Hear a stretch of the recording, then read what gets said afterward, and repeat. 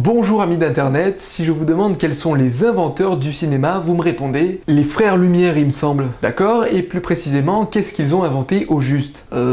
J'imagine la caméra, les premiers films, le cinéma quoi. Eh bien en fait, il y a pas mal de choses qui vous échappent. Je vais alors vous éclaircir sur ce sujet. C'est un jeu de mots avec les frères Lumière? Éclaircir, lumière? Pas du tout. Maintenant, soyez attentifs.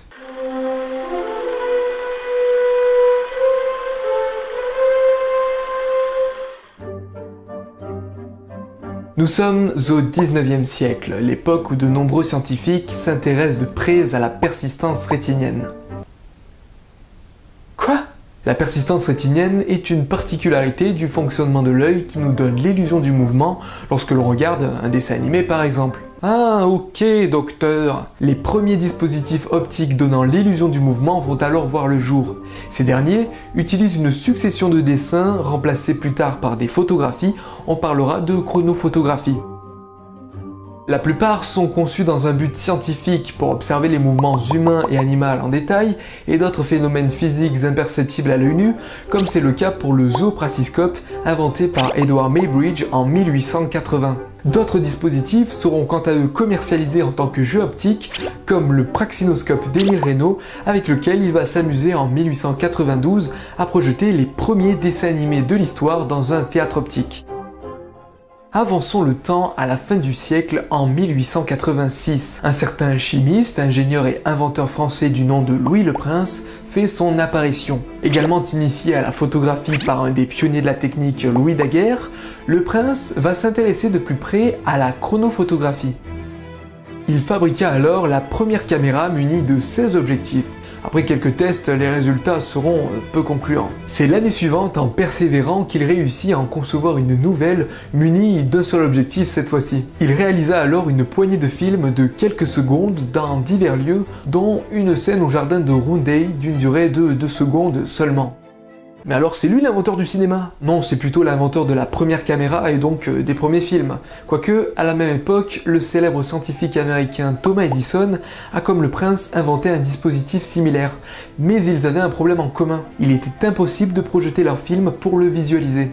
Ah, effectivement, c'est assez con. Peut-être que Louis Le Prince était sur la bonne voie avant d'autres. Peut-être avait-il déjà résolu le problème. On ne le saura jamais puisqu'en 1890, plus précisément le 16 septembre, il disparut mystérieusement dans un train à destination de Paris sans laisser la moindre trace.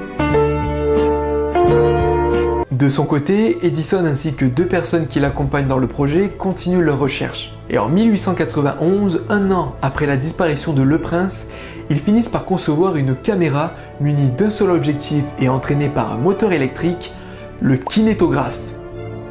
Et ils arrivent à visualiser leur film ou pas? Oui, mais individuellement. C'est-à-dire qu'une personne seulement pouvait visualiser le film en plaçant son œil au-dessus de l'œilleton d'un dispositif qu'on appelait le kinétoscope.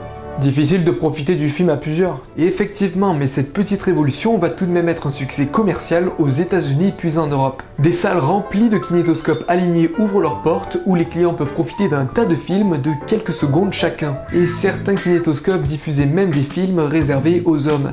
Rien de très cochon, non, rassurez-vous, on pouvait seulement y voir des femmes en maillot de bain. Waouh, c'est osé quand même. Edison va profiter de ce succès durant 2 années, de 1893 jusqu'en 1895. Et c'est cette année-là qu'apparaissent les frères Lumière. Convaincus que l'image animée est un marché d'avenir, Auguste et Louis Lumière, 2 riches frères issus du domaine de la photographie, vont mettre au point le cinématographe. C'est un appareil servant à la fois de caméra et de projecteur enfin. Et maintenant les amis, nous pouvons enfin le dire, le cinéma est né. Très vite, tout s'accélère. Les 2 frères organisent la première séance publique payante où ils y présentent une série de petits films d'une quarantaine de secondes chacun, réalisés par leurs soins. Des documentaires comme la sortie de l'usine Lumière à Lyon et des scènes comiques comme l'arroseur arrosé. D'ailleurs, vous vous en doutez peut-être, mais on doit l'expression d'arroseur arrosé aux frères Lumière. On s'en fout, on passe à la suite. Ok, l'année suivante, ils projettent l'arrivée d'un train en gare de La Ciotat. C'est un film qui a eu un grand succès à l'époque. Pourtant, c'est juste un train car il va en gare. C'est tout. On raconte souvent que lors de la projection, l'image du train se rapprochant à grande vitesse a littéralement terrifié le public qui hurla et se précipita à l'arrière de la salle, voire carrément dehors. Oula! Parmi les spectateurs présents lors de la première projection des Lumières, un homme a tout de suite vu le potentiel que pouvait apporter le cinématographe. Fils d'un riche fabricant de chaussures, Georges Méliès est un admirateur de magie et du spectacle sur scène. Il possède d'ailleurs un théâtre sur Paris, et c'est à cet endroit qu'il va lui aussi projeter ses propres films.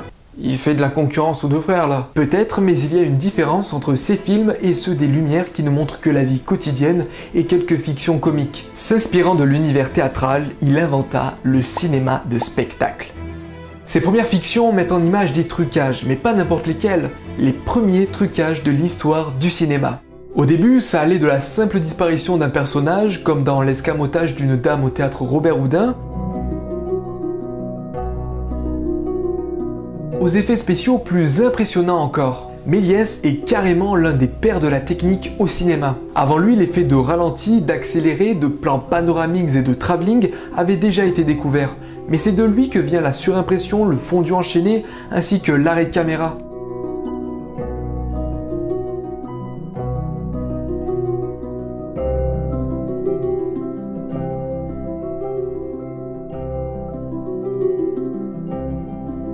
Après une série de petits films bien spectaculaires pour l'époque, Méliès va voir plus grand.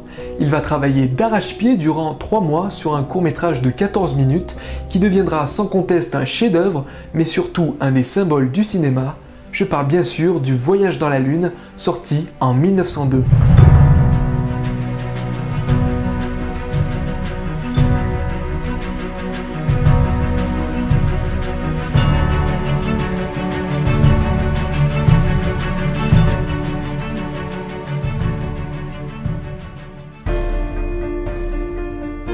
Nous devons le nom de cinéma aux frères Lumière, certes, mais leur invention n'aurait jamais vu le jour sans Muybridge, Reynaud, Le Prince, Edison, ainsi que tous ces inventeurs en quête de choses nouvelles et de découvertes qui ont permis aux Lumières de trouver la pièce manquante de ce qu'est aujourd'hui le 7e art.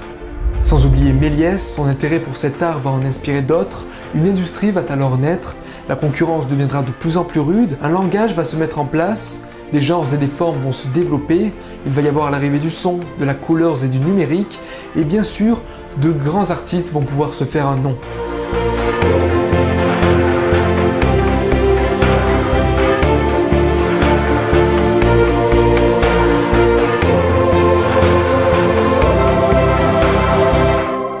Bref, jusqu'à aujourd'hui, l'image animée n'a cessé d'évoluer et entre-temps de nous émerveiller.